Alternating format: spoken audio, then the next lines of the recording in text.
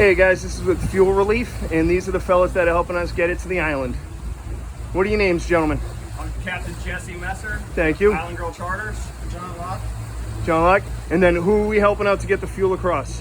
We're helping out all of Pine Island right now. First responders getting fuel. Anyone who needs it after that, I'm sure will get it. And then who's the organization we should contact to thank you so much for all your help? Safe Harbor Marinas.